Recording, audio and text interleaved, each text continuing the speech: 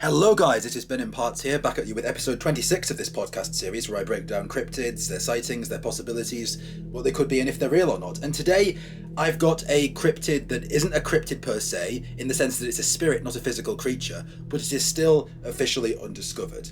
And we've got the Ghoul, or Ghoul in Arabic.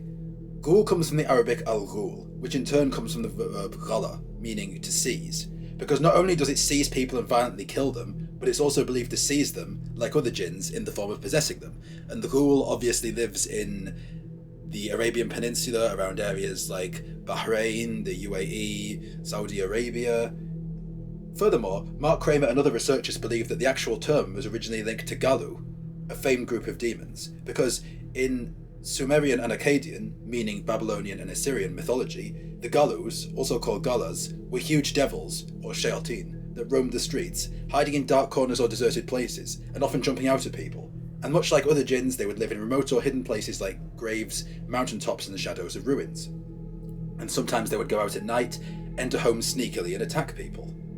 There's also said to be a link between sleep paralysis, because the Galus were said to be so frighteningly hideous that they were associated with nightmares. That is, that they actually caused nightmares, night terrors, and were said to take possession of people during their lowered consciousness of sleep, when they were at their most vulnerable, much as evil jinns still do today. And like jinns, they're known to have a special fondness for eating bones, and not just bones, in their case, but also flesh, and they even like to drink people's blood. And like all jinns, the ghouls can shapeshift, often assuming the form of an animal, and they're said to have a special fondness for hyenas, as well as, needless to say, luring unwary people into the desert, or forest, or abandoned place to devour them, especially young children, who are especially vulnerable. And as an insult to injury, it even takes the form of the person it's recently eaten. Yep, they'll assume the form of that person, often for added mischief and disorder. Furthermore, it's said that ghouls are well fed on human flesh, and when they are, they're actually indistinguishable from normal humans, but that the longer a ghoul goes without feeding, the less human it looks, slowly becoming extremely thin and pale, with veins clearly visible through the skin, and with long, haggard-like nails. In other words, assuming this shape takes a lot of power and energy to maintain, and that when its energy gets low, it struggles to maintain the image, just like a light bulb, it can fade. Remember that in Islamic teachings, mankind were created from clay, but jinns were created from fire. So people are more physical, but jinns were created from smokeless flame, so they're creatures of energy. So they literally use energy to maintain these shapes. Furthermore, it's even said that the ghoul requires human flesh to survive in this form, and that other food isn't strong enough to empower it, and mental deterioration will be the result if it tries to keep up this form, while all the time draining its energy. Linked to this, in order to avoid starving and maintain this shape, a ghoul, it's said, has to consume an enormous amount of human flesh, 10 or 15 pounds a day, just to maintain human form, and that the loss of this food, combined with maintaining the image, can cause madness. Ghoul children, because these jinns do breed, don't suffer from the effect of this deprivation for whatever reason until they reach puberty. Linked to this, ghouls do have children, do have families, and do have a social order. And most importantly, they breed with humans. Yep, apparently some ghoul families believe it's necessary to breed with humans in order to prevent their bloodlines from becoming inbred to the point of weakness. Interestingly, they seem to believe that if they breed among themselves too much, problems will happen. To me, because jinns do envy humans, this definitely suggests an inferiority complex. Humans were made from clay, jinns from fire, humans are stronger, more physical, more tangible, more fearless, have more of a physical form, so they admire them in a sense. Now, jinns are strong too, some of them are meant to be of immense strength, but I mean that humans have more tangible, physical strength that you can grip onto.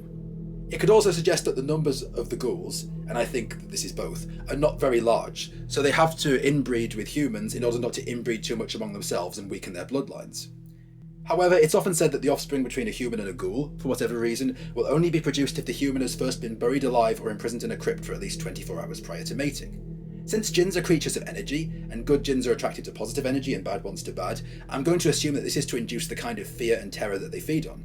Human women impregnated by male ghouls tend to be held captive until the child is born, then it's said they're killed and eaten, although I imagine that if they like a woman enough, they'll keep her. Which sounds like some men.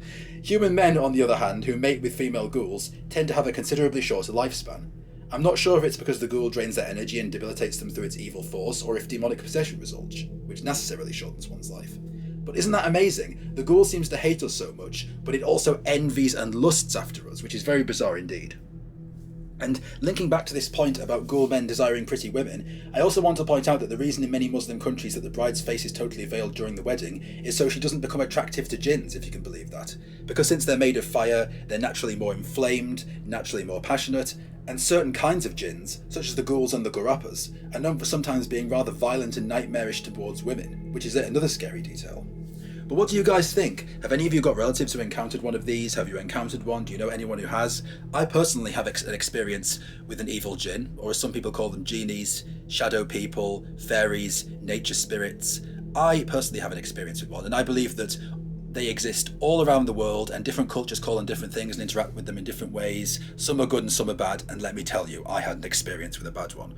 But have any of you got relatives who encountered one of these? Have you encountered one? Do you know anyone who has? Please post those comments below, and also suggestions for my next videos. Like, subscribe and share, and I hope to see you guys in episode 27.